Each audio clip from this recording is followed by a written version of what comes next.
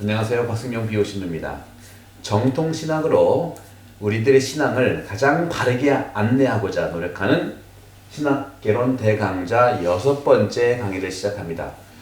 오늘 이 강의는 그리스도의 신학 입문 108쪽 나와 있는 교부신학에 대한 강의를 하겠습니다. 교부신학. 이 교부신학이라고 하는 이 주제를 살펴보기 앞서서 지금까지 신약성경, 구약성경에 대한 것을 얘기했죠. 신약시대가 지나고 교부시대가 곧바로 시작되는데, 이 교부들이 추구했던 신학이라고 하는 것은 가장 중요한 것이 사도전승입니다. 사도전승. 트라디시오 아포스톨리코, 아포스톨리카,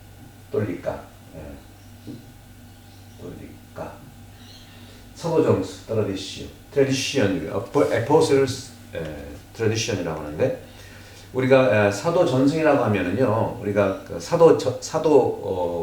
우리 미사 때, 평일 미사, 주일 미사 때 우리가 고백하고 있는 사도 신경, 그리고 대축일 때 또 주일날 우리가 이제 가능하면 그 고백을 하자는 니케아 콘스탄티노플 신경, 그것이 사도 전승을 요약해 놓은 우리 전통 전승입니다. 이 사도 전승에 대한 것을 받아들이면서 교부들은 이 부분에 대해서 연구하고 심화하는 그 내용들을 작업을 이뤘다는 것이죠. 이렇게 신약 시대에 이어서 곧바로 교부 시대가 왔고, 결국은 이 교부 신학이라고 하는 관점에서 이 교부들의 그 관심은요, 현대 신학과 중세 신학하고 달라요. 그때마다 이제 그 특징이 있겠지만 말이죠. 교부들의 신학을 한마디로 제가 표현을 한다면은 그리스도교의 신비를 탐구했는데, 그리스도교의 신비, 중요한 이 부분입니다. 교부들이 얘기했던 8세기 동안에 그들이 추구했다는 것은요, 그리스도교 신비에 대해서 탐구했고, 바로 기도했다는 것. 기도와 신비가 교부신학의 핵심 주제예요. 여러분 다시 한번 간단하게 정리해 볼까요? 고대 그리스 시대 때는 신학을 뭐라고 그랬죠? 고대 그리스에서는 신학이라고 하는 것은 고대 시에서 담겨있는 하느님에 대한 찬양이라고 그랬잖아요. 절대자에 찬양. 그리고 철학시대가 지나가면서, 그리고 헤브라이즘의 이 역사 안에서, 지상 안에서 하느님을 만나는 이 두 가지의 경험들, 문명이 그리스도교 사상 안으로 수용된 겁니다. 그 그리스도교 사상은 수용되는 과정에서 이 교부들의 역할은 대단히 중요했다는 거죠. 1세기에서 8세기.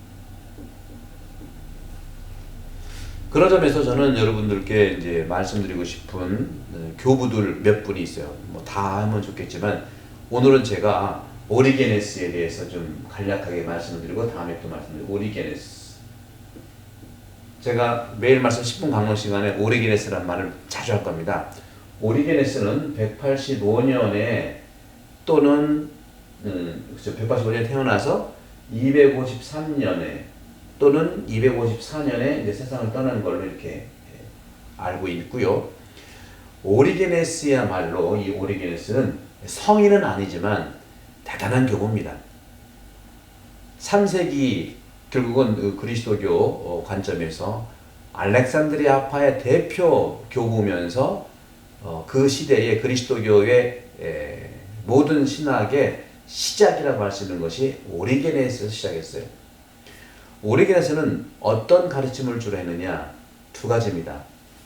하느님에 대해서, 그리고 또 한 가지는 그리스도에 대해서. 이 두 가지의 가르침에 아주 집중했어요. 따라서 구약성경과 신약성경, 특히 공간복음에 얼마나 천착해서 연구했는지 몰라요. 그래서 오리게네스가 신학이라는 말을 가장 먼저 썼는데, 테올로게인, 테올로게인이라는 이 말을 히란 말로 하면서 신학이라는 걸 썼는데 본래 테올로게인, 이 신학이라고 하는 말은 황제를 신으로 모셨다고 했던 그 당시 황제가 신입니다. 황제가 신. 황제를 신으로 숭배했던 그 용어 이런 용어가 이제는 그리스도교화된 거예요. 이것이 그리스도교화됐다. 그 혹자들은 비판한다고 그랬죠. 그리스도교가 별겁니까? 그리스도교는 플라토니즘에 지나지 않습니다. 그리스도교가 플라톤화됐다. 저는 반대로 얘기해요. 플라톤이 그리스도교화된 겁니다. 이렇게 그리스도를 참 하느님으로 고백하는 이런 의미로 변화됐다는 것이죠. 테올로게인을 시작하면서 오리게네스는 바로 그리스도교를 정말 정체성을 잘 표현하는 말, 그 당시에는 황제를 신으로 숭배했던 용어 테올로게인이 이제는 그리스도를 참 하느님으로 고백하는 이런 의미로 변화된 것은 오리게네스의 공헌입니다. 두 번째, 더 나중에 말씀을 드리도록 하고, 이 정도 말씀드리고 나중에 또 한 번 정도 분량을 더 얘기를 해야 됩니다. 다음에 디오니시우스.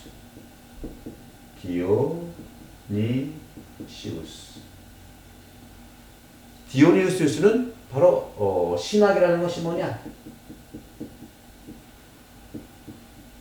디오니시우스는요, 신학은 인간이 하느님을 아는 길이다. 인간이 하느님을 아는 길이다 하고 얘기했어요. 얼마나 대단합니까? 현대 신학자들도 신학에 대한 정의를 제가 소개 강의 때 말씀드렸죠. 칼 라나라든가 또 피스켈라 대주견이라든가 여러 가지 말씀을 드렸는데, 디오니우스는 바로 4세기의 인물이에요. 3세기, 4세기죠. 300몇 년도니까. 바로 이 디오니우스하고 오리게네스의 이 그리스도교 신비와 기도에 대한 연구로서 교부신학을 얘기한 특징을 얘기하는 것이죠. 따라서 이 디오니우시우스는 이 신학을 전개하는데 두 가지 특별한 용어들을 쓰면서 전개를 해나갔어요. 첫 번째는 신비신학, 또 하나는 부정신학. 신비신학은 말 그대로 미스테리움, 하느님의 구원 계획은 신비이죠. 그리고 삼위일체, 이 신앙이 신비신학입니다. 결국은 이 신비신학이라고 하는 이 두 가지 부정신학을 사용을 했는데, 신비신학은 계속 삼위일체론과 또 리세 그레고리오라든가 이런 데에서 이제 관상에 대한 부분 말씀을 계속 드릴 거고 또 드렸기 때문에 이 정도로 하고, 이 부정신학이라는 걸 한번 말씀드려볼게요. 부정신학이 뭐냐? 부정신학. 그러면 부정신학이 있으면 긍정신학이 있지 않느냐? 맞습니다. 긍정신학이 있고 부정신학이 있는데요. 긍정신학이 하는 것은 눈에 보이는 것, 합리적으로 알아듣는 것을 긍정신학이라고 해요. 다시 말하면 성경 자체는 우리가 볼 수 있고 이해할 수 있죠. 성경 자체는 긍정신학이에요. 그리고 성경을 읽고서 내가 또 써내려갈 수가 있잖아요. 이런 성경은 이런 것이다. 성경은 하나님 시험 이런 것이다. 써내려갈 수 있잖아요. 그죠? 부정신학은 뭐냐? 성경을 읽고 안 보이는 하나님의 뜻을 찾는 것이 부정신학이에요. 다시 말하면 내가 알겠다 하고 접근하는 것은 긍정신학이고, 내가 알다가도 모르겠다 하고 접근하는 것은 부정신학인데, 여기서 모르겠다고 하는 그 표현이 정말 내가 무지다 그런 표현은 아니고요. 제가 이제 계속해서 그런 말씀을 드리겠습니다만은, 한국 사람들은 이 부정신학을 말 그대로 잘 이해할 수 있어요. 어떤 겁니까? 집에서 식사, 저도 어렸을 때부터 이해가 안 됐던 것들이 그런 거예요. 아침 식사할 때 뜨거운 국물이 나왔잖아요. 뜨거운 국이 나오면 국을 먹으면 뜨거워요. 뜨거워 그러는데 예를 들어서 콩나물국 같은 거 얼마 아침에 뜨겁게 나오잖아요. 나는 먹으면 뜨거운데 제 아버지는 시원하다 그러는 거예요. 시원해? 그리고 목욕탕에 갔을 때, 아빠랑 같이 목욕탕 갔을 때 절절절 끓잖아요. 저는 뜨거운 거 참 들어가기 어려운데 들어가면 뜨거 하고 몇 번 왔다 갔다 하는데 아버님은 쑥 들어더니 시원하다 그러는 거예요. 보통 시원하다 그러면 차가운 걸 얘기하지 않겠어요? 이것이 바로 부정신학적인 관점의 한국적이라고 볼 수 있어요. 왜? 뜨거운 건 누가 모릅니까? 다 알죠. 다 아는 것은 다 누구든지 다 아는 건 긍정신학이에요. 그런데 시원하다가 하는 표현은 뭡니까? 뜨거운 표면적인 표현을 뛰어넘는 정말 너무너무 뜨겁다고 말하는 것에 용어 사용이 정말 제한적이어서 그걸 뛰어넘는 부정적인 측면의 표현을 하면서 시원하다고 하는 겁니다. 예를 들어 또 죽겠다는 것도 그렇습니다. 한국 사람들은 죽겠다 표현을 많이 써요. 진짜 죽겠다는 뜻입니까? 아니죠. 좋아 죽겠다, 배고파 죽겠다, 긍정이든 부정이든 죽겠다를 표현해서 쓰는 것들이 한국 분들이에요. 또 모른다.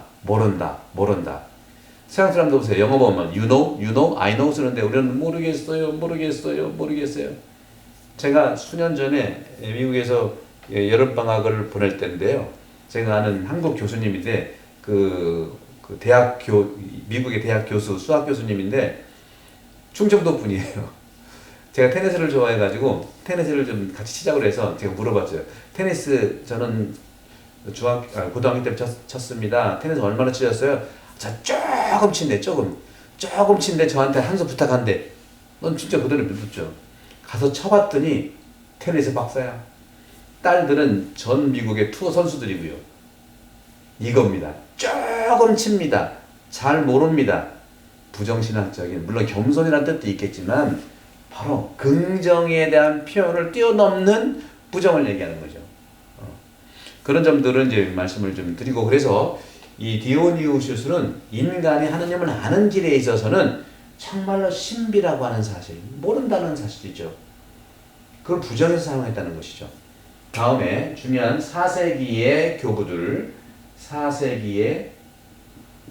보면 비잔틴 신학의 영향을 받았다. 비잔틴이라는 말은 비잔시움이라는 말고 여기다 잠깐 해볼까요? 여기 이제 그랬지만 이게 그리스고요. 이렇게 해서 흑해가 이렇게 있고 이렇게 선이 있죠. 이태리가 이렇게 있고 이거는 할게요. 이렇게 보면은 이태리 이렇게 여기 이렇게 돼 있어요. 여기 이제 아테네고 코린토고 테살로니카고 여기가 이제 안티오키아, 여기가 나자렛, 예루살렘 이렇게 내려오면 여기 알렉산드리아, 그죠? 알렉산드리아, 에집트 알렉산드리아. 여기 카파도키아. 여기 기본 여러분 계속 말씀드리니까 아시면 됩니다. 여기가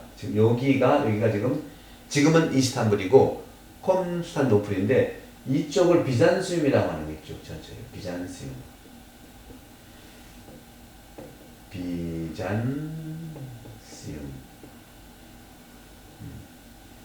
이 지역, 보스포르 해역 이쪽을. 그래서 이 비잔틴, 동로마의 수도가 됐던 콘스탄티노플 그 지역 자체. 이 비잔틴의 영향을 받아가지고 4세기에서는요, 신학이라고 하는 것이 뭐냐? 신학은 구원 경륜. 구원 경륜을 지난 시간에 말씀드렸죠. 구원 경륜은 뭡니까? The history of salvation.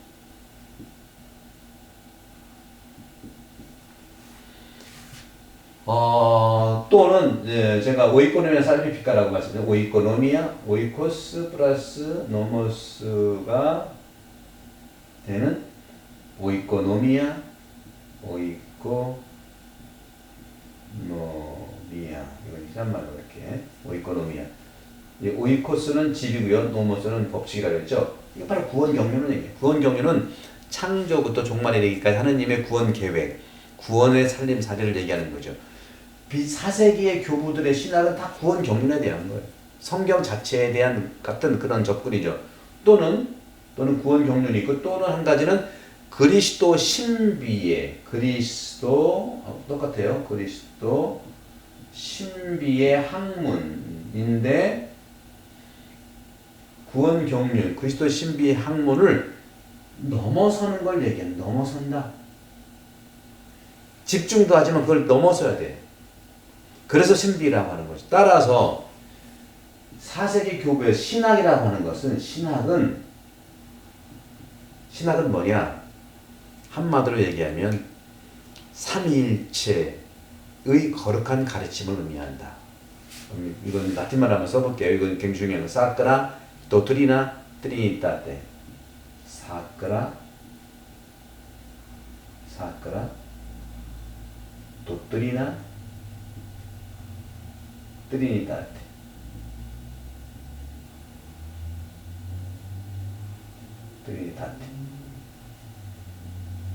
거룩한 삼위일체 교리, 삼위일체 교리 가르침 자체가 신학이라고 해도 돼요. 그래서 교부들의 신학은요, 삼위일체론입니다. 그 신론이 있고 예수 그리스도론이 있고 성령론이 있죠. 요 세 개다. 따라서 요것은 인간을 위한 하느님 구원 계획의 교의예요. 인간을 위한 삼위일체 신앙이 교부들의 교리 신학인데 바로 이것은 인간을 위한 겁니다.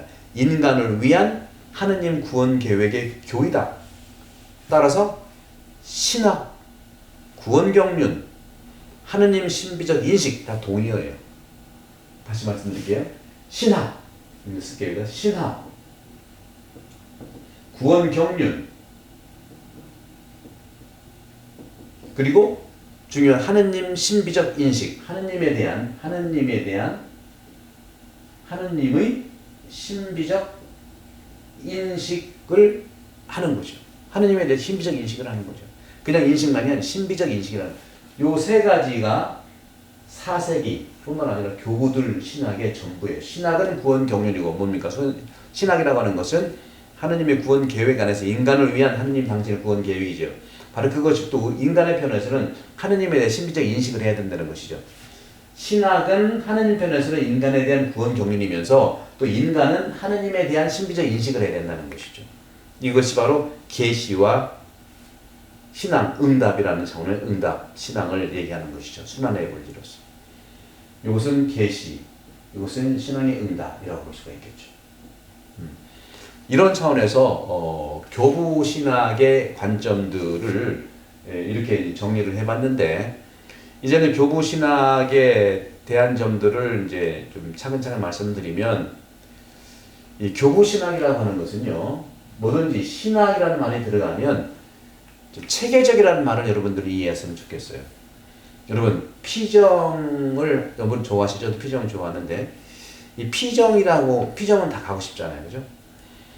피정은 뭐예요? 보통 우리는 이제 사절 같으면은 일주일 피정 정도 하고 또 사제품, 부제품 받기 전에 일주일 정도 하고 또 한 달 피정도 하고 수도자들은 10일 피정을 앞뒤로 합니다.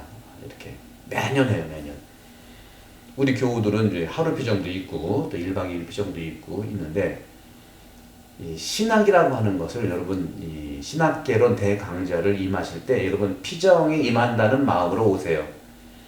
이것은 단순히 공부가 아니에요. 하느님 신비에 대한 학문이기 때문에 피정하는 마음으로 오시되 어떻게 피정을 하는 마음에서는 뭐냐? 보다 체계적으로 피정에 임한다. 그렇게 보시면 되겠어요. 체계적으로 피정에 임한다. 이런 식으로 보시면 좋겠습니다. 따라서 제가 설명도 우리 신앙에 대한 부분들을 신학적인 체계성을 가지고 설명하기 때문에 여러분들이 이거 한 100강 정도 들으시면 여러분들 다 이해하실 수 있고 또 책도 있고 제가 여러분들 우리 유튜브 제목 오른쪽에 보면 하단 오른쪽에 보면 역삼각형이 저거 누르면 또 강의록 제가 요약해서 올려드립니다. 가서 그렇기 때문에 같이 대조해서 보시면 눌러오시면은 강의록이 나오니 강의록과 유튜브 영상 같이 보시면 되겠죠. 교부 신학은 이것처럼 체계적으로 교부들의 신학을 다루는 학문입니다. 따라서 기본적인 것이 뭐냐? 교부 신학의 기본 텍스트.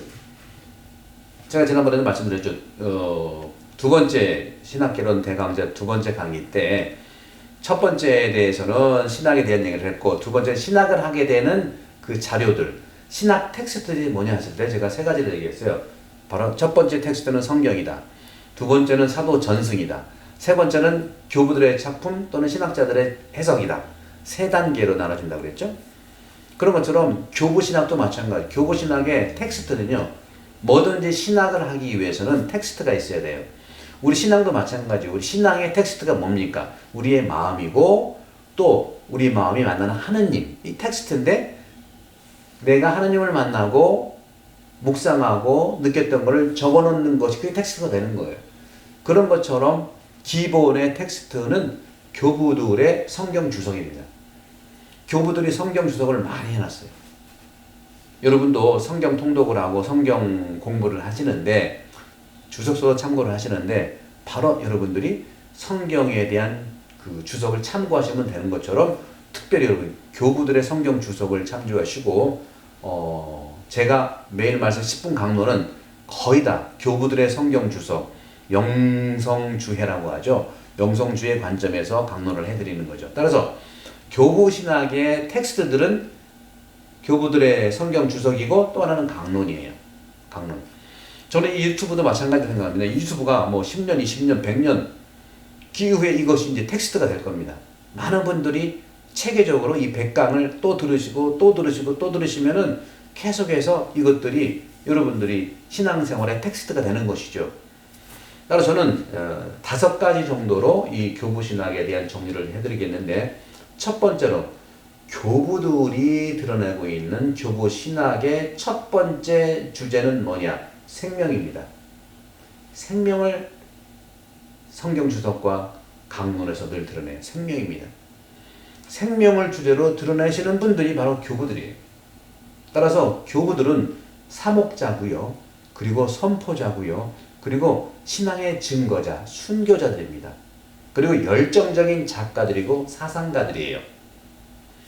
두 번째, 교부신학은요. 어떠한 것들을 설명하느냐? 작품들 속에서 인간 문화와의 관계를 철학 용어라고 하는 신종어로 사용하는 거예요. 성경 그 자체는요, 우리가 철학 책도 아니고 또 용어집도 아니기 때문에 성경의 언어로는 성경을 표현하기가 한계가 있어요. 따라서 인간 문화와 또 성경과의 관계, 또 인간과 인간 사이의 관계를 철학 용어인 우리 신앙의 입장에서 신종어지요. 신종어를 받아들여서 그 정신과 개념을 설명하는 겁니다. 세 번째 중요한 것은 이 교부신학의 중요한 것은 학파 중심으로 전개됐다는 것. 밑에 보이시죠? 제가 여기 있네. 여기 제가 했던 걸 하겠습니다. 이렇게 학파 중심. 중요한 학파를 여러분께 말씀드렸죠. 요것이 안티오키아 학파예요. 안티오키아 학파는 바로 유대인들이 히브리인들이 그리스도를 개종한 공동체예요. 그리고 이건 알렉산드리아 학파죠. 알렉산드리아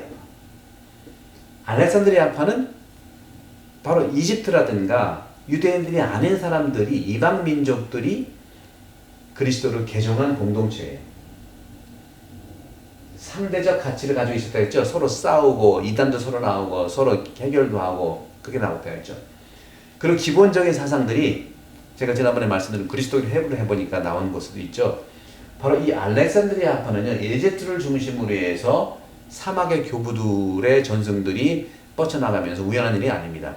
이집트는요, 내세를 믿던 그런 사상들을 가지고 있어요. 이집트 문화라는 게 바로 내세를 믿는 거예요. 여러분들 옛날에 뭐 스타게이트인가요? 그런 거 또 여러 가지 이제 재밌는 영화들이 많이 나오잖아요.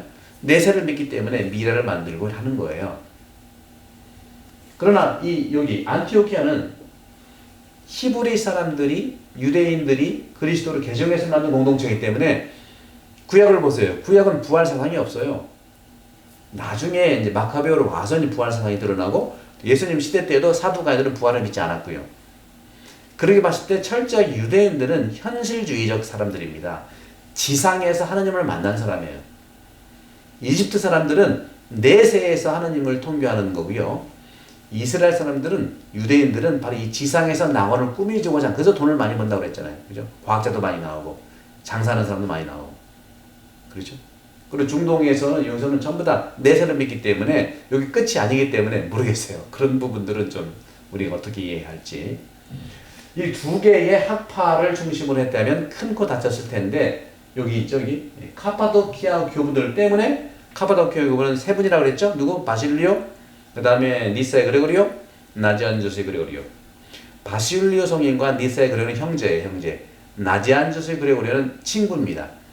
요 세 개. 따라서 안티오키아 학파, 알렉산드리아 학파를 중심으로 전개를 되면서 카파도키아 학파의 중재가 있었다는 것이죠. 이것 때문에 그리스도는 탄생했죠. 자, 이제는 봅시다. 동방교회에서, 그래서 이런 부분은 다 이제 동방이라는 것은 로마를 중심으로 동쪽이다 동방이니까 초기 천년은 전부 동방에서 일어난 그리스도교죠. 그리고 이쪽 부분은 그 이태리 밑에 쪽, 이쪽이 이제 카르타고라고 해서 이제 로마의 이제 라틴 교부들이 활동했던 데입니다. 동방신학에서는 그리스도교 삶의 정점을 바로 하느님 신비를 관상하는 것이었어요. 굉장히 중요한 말입니다. 칠판 안 쓰기 전에 중요한. 하느님 신비를 관상하는 것이 동방신학에서 그리스도교 생활의 정점이에요. 기도고 신비라고 그랬잖아요. 기도고 신비. 그럼 어떤 거냐? 관상한다는 거. 삼위일체의 친교 안에서 신비적으로 하나가 되는, 일치하는 가운데에서 하나님 신비를 관상하는 거예요. 삼위일체의 친교. 삼위일체 안에서 거기는 일치도 있고 신비도 있어요.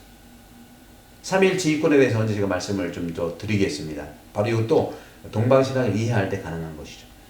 다음에 서방 라틴 신학은요, 요거는 다 그렇게 이제 삼위일체 신비 안에서 바로 신비적 일치 안에서 하나님 신비를 관상하는 거고, 이 서방 라틴 신학에서는요, 미시적이에요, 미시적. 인간의 생활, 또 구원 안에 있어도 죄인의 상태에 대해서, 또 역사 안에서 인간은 어떤 존재냐, 또 윤리 행동을 집중적으로 성찰하고 시도했습니다. 상당히 인간학적인 그런 부분이 강한 부분이죠. 다시 말씀드리면 서방 라틴 신학은 미시적이면서도 인간적인 삶, 구원된 인간의 죄인의 상태, 그리고 역사 안에서 인간의 상태, 윤리 행동, 도덕적 가치들을 집중적으로 성찰하고자 시도했던 그런 학파들이죠. 이 정도로 오늘 교부신학에 대한 부분을 마치고요. 다음 시간에는 교부들의 한 분 한 분들을 말씀을 좀 간략하게 좀 드리겠습니다. 다음 시간은 성 이레네우스, 그 다음에 오리게네스, 그 다음에 알렉산드리아와 안티오키아 학파를 더 집중적으로 보고, 그리고 우리 라틴 교회의 정말 중요한 성인 중에 한 분인 히포의 아우구스티누스 성인에 대해서 차츰 알아보도록 하겠습니다. 여러분 어떠셨습니까? 여러분들 이 체계적인 피정의 마음으로 이 신학개론 대광자에 오시고, 또 다른 분들에게도 안내 좀 해주시고요.